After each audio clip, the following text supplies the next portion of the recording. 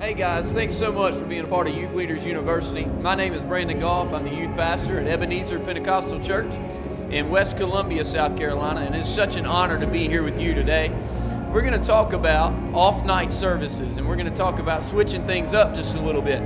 Now, I understand that some youth pastors, some of you guys may be considering switching from a Sunday or a Wednesday youth service to maybe a Monday or Thursday, maybe even a Friday service to reach more of your community and more of your teenagers. We at Ebenezer Church, we do that, and we see a lot of success from that style of service. But there are some things that we need to look at and think about before we actually get into the process of doing that change and making that transition from your traditional Sunday or Wednesday service to your off-night service. And we're going to look at just a few of those things today. What I wanted to let you know a little bit of my history very quickly. I inherited an off-night youth service when I stepped into my position at Ebenezer. I've always been a part of the traditional youth service, the Sunday night or the Wednesday night youth service, and we did well with that. But when I inherited this, I saw some of the pros and I saw several of the cons that had to do with this. But we have seen so many benefits from going to an off-night service with the kids and with the teenagers to where God has just shown up and He's done so many great things in our ministry, and I want to share some of that experience with you.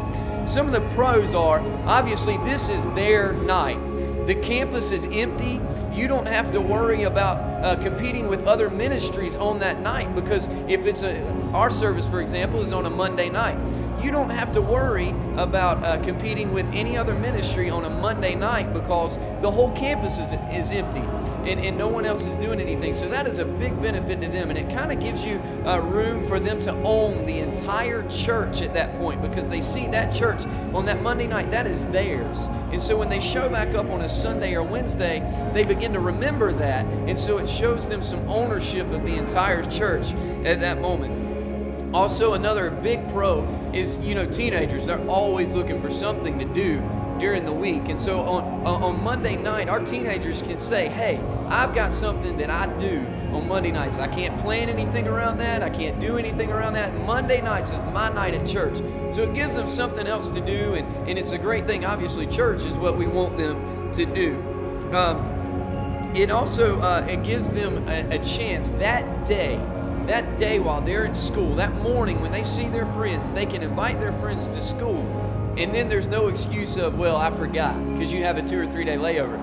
During the week, if you do an off-night youth service, one of the pros is they can invite them that day, and you can make a huge push. In fact, you can show up at their schools the day of service and personally invite some of the teenagers at your schools and invite them to be there that Sunday or that Monday night. It is so cool to do that. Also, another great pro and benefit of this is your church members. They don't have to worry about going to Sunday school or going to their small groups on Sunday nights or Wednesday nights, Monday nights or Thursday nights, whatever night you are deciding to do this. They can come and check out their youth ministry, your youth ministry.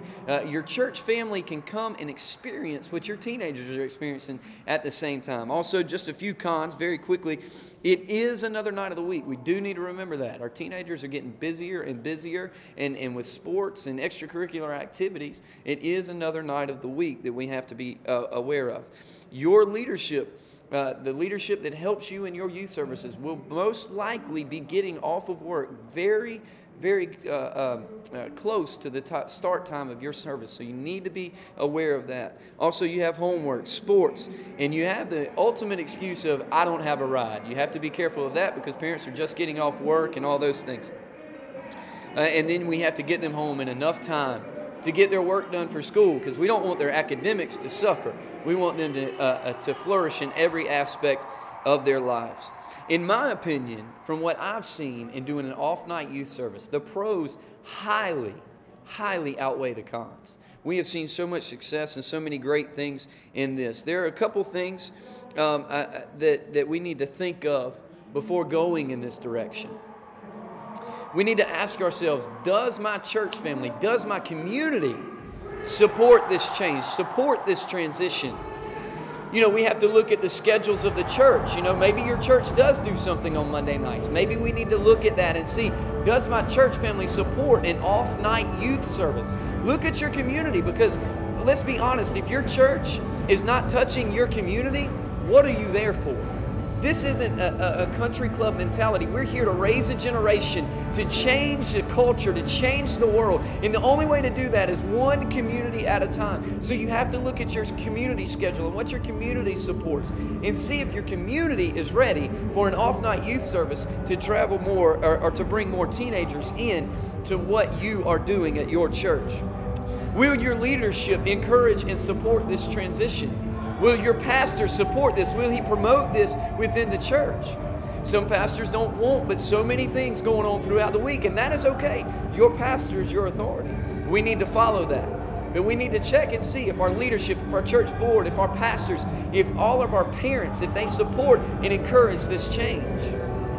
Another question that's very important to me is, will it enhance our ability to reach the community? We've already talked about this briefly, but we need to ask ourselves, is this just a way for us to grow, or is this a way for us to reach our community in a better way? Because a lot of youth pastors, I think they wonder if they do an off-night youth service, if I'll grow because other churches aren't meeting on that night. Youth pastor, youth leader, let me tell you, if you're considering a transition to an off-night youth service because of that, don't even do it. Get in your prayer closet and begin to reevaluate your strategy of ministry.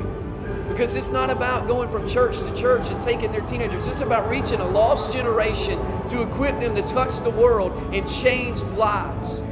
Because the power of God is inside of us, and it is up to us to equip these guys to tap into that and for God to begin to change some lives in our communities. So we need to ask ourselves, are we doing this just as a strategy to grow?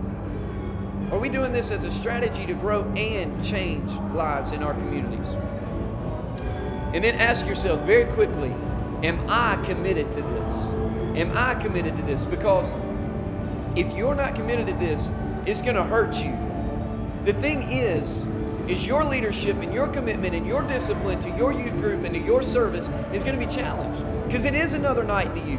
Because you do so much on Sundays, you do so much on Wednesdays, and you do so much throughout the weekend for your teenagers and your small groups. But I'm telling you, if you begin to do this, it's going to challenge you, but it will stretch you. And it's uncomfortable to be stretched. But it's always a promising thing when you're stretched by God and He begins to take you somewhere further, and He takes you somewhere deeper. So ask yourself, am I committed to this? Do I believe in this enough? So in closing, I want to share a verse with you. 1 Corinthians chapter 9, verse 24, it says, "Do you know that those who run in a race all run, but only one receives the prize? Run in such a way that you may win." Be committed and be purposeful in what you're doing. The three questions, just to sum this up, is, does my church family support this transition? Does my commitment level support this transition? And can I better reach my community with this transition? Youth leaders, I want to encourage you. You're doing a great thing, and you continue going, and you continue growing, and you continue equipping these teenagers. You're doing a great job, and we're here to encourage you. But think about these things before you go to such an extreme change as an off-night youth service. Thank you. I love you. I believe in you, and thank you for this opportunity.